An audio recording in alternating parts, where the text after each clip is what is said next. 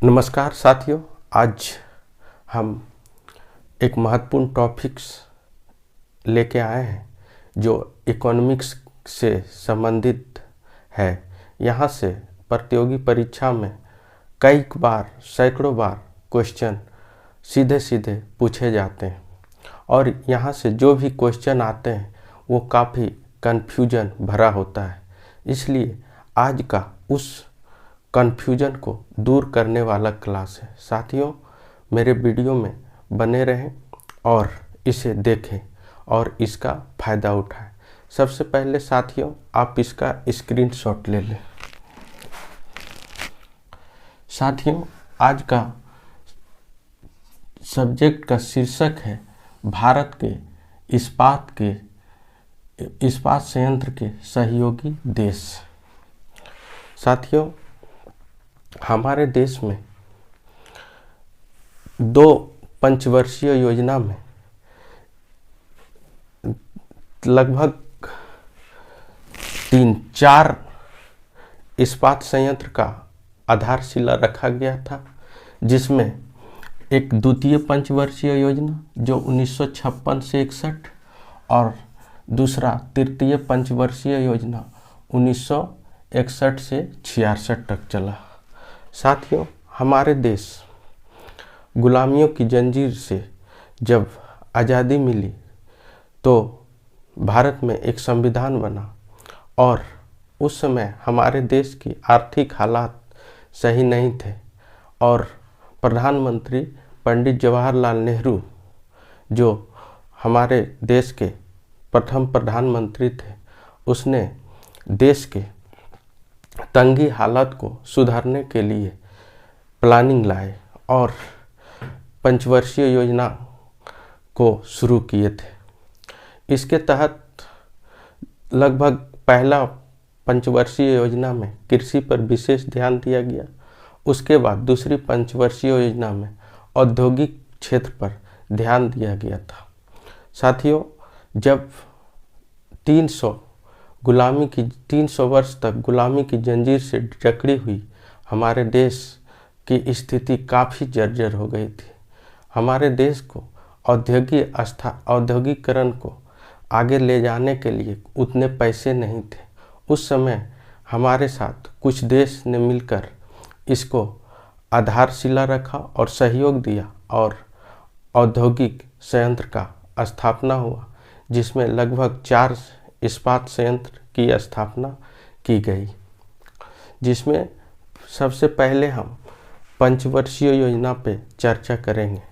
तो पहले हम द्वितीय पंचवर्षीय योजना पे, जिसका कार्यकाल 1956 से 61 था।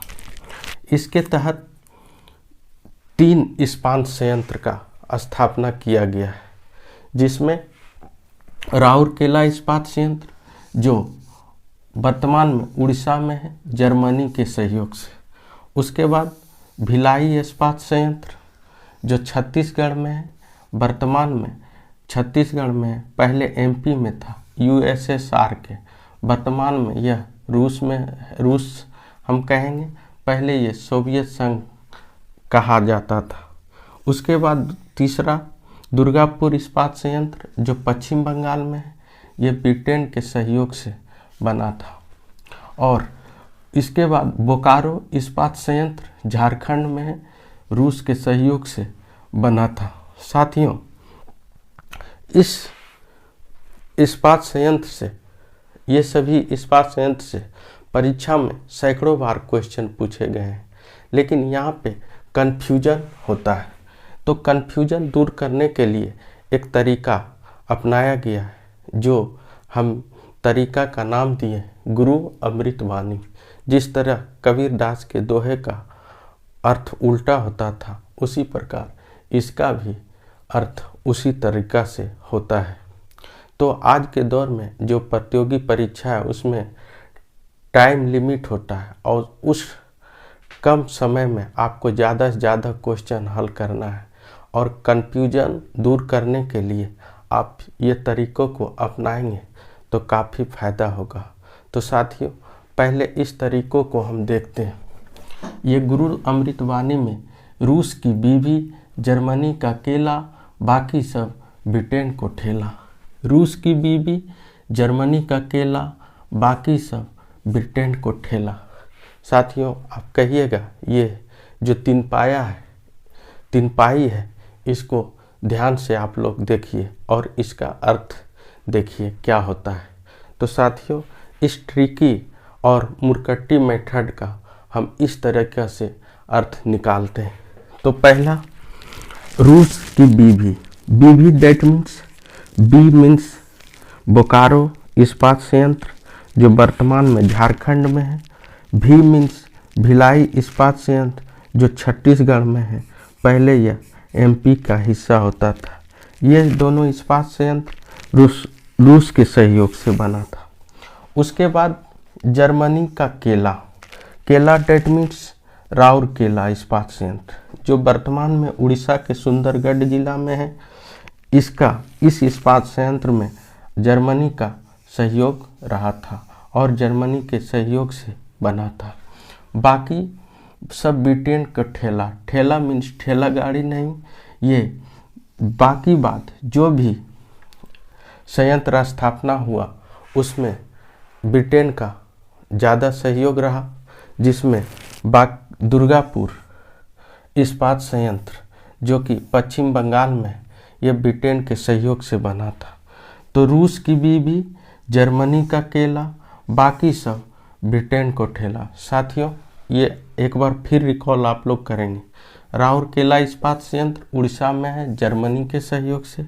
भिलाई इस्पात संयंत्र छत्तीसगढ़ में है जो एमपी में उस समय था। यूएसआर रूस के सहयोग से, उस समय सोवियत संघ था।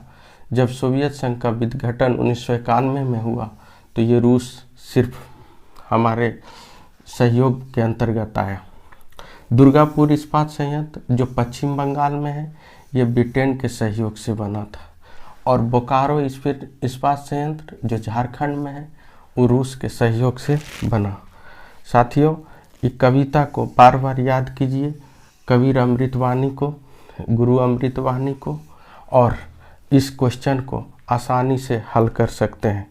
आप ध्यान से 5 बार 10 बार इसको पढ़ेंगे तो आसानी तरीक़ा से ये याद हो जाएगा। साथियों, आपका दौर बहुत ही ज़्यादा कंपटीशन का है, इसलिए साथियों आपको तरीक़ा से पढ़ना होगा।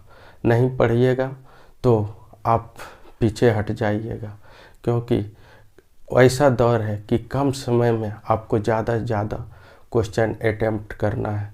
तो इस तरीके को यदि आप याद कीजिएगा तो आपको कभी दूर नहीं हुआ, और यहाँ से सैकड़ों बार क्वेश्चन पूछा गया है। साथियों, आज का वीडियो कैसा लगा? आप लाइक करें, सब्सक्राइब करें और कमेंट करें, शेयर करें और मेरा चैनल को बढ़ावा दें, कर्तव्य पथ को।